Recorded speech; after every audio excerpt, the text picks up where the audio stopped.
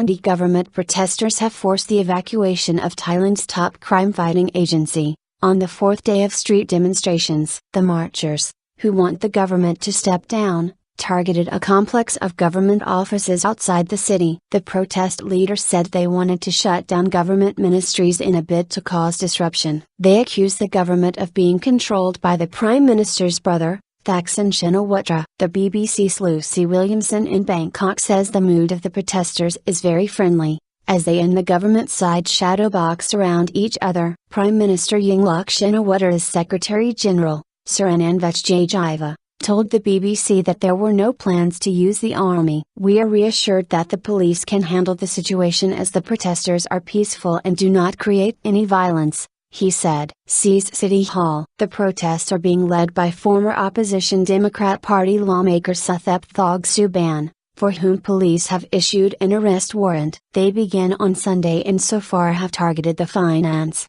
foreign and interior ministries, among others. "Let the people go to every ministry that remains to make civil servants stop serving the Thaksin regime," the Associated Press news agency quoted him as saying. "Once you take over, civil servants can no longer serve the Thaksin regime." Brothers and sisters, go seize the City Hall. Despite the arrest warrant, police made no attempt to detain him as he led protesters to government offices. On Wednesday afternoon, hundreds of protesters surrounded the Department of Special Investigations, DSI, which is Thailand's equivalent of the U.S. Federal Bureau of Investigation. The DSI is a particular target for the demonstrators. They accuse its chief of conducting partisan investigations against opponents of the government, says the BBC's Jonathan Head in Bangkok. The DSI chief ordered his staff to leave as protesters surrounded the building, Reuters news agency said. However, Mr. Suranand said that the government house itself was secure and the government still functioning. Government supporters were organizing their own demonstrations around the country,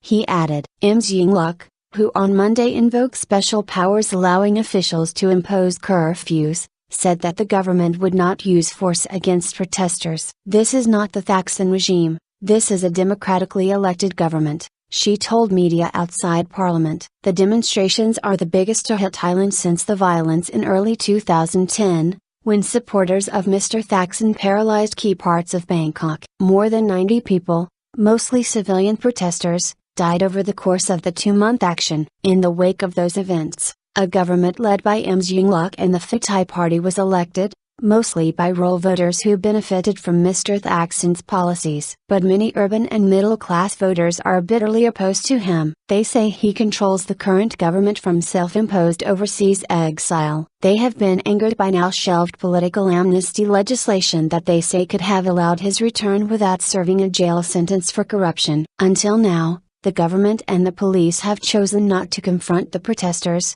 in the hope that the movement will run out of steam. Our correspondent adds. That is not happening yet, and protest leaders insist they will not stop until the government is forced from office and replaced by what they call a People's Council. But a more likely scenario would be a fresh general election, and the governing party, which has won the last 5, would probably win again, our correspondent adds.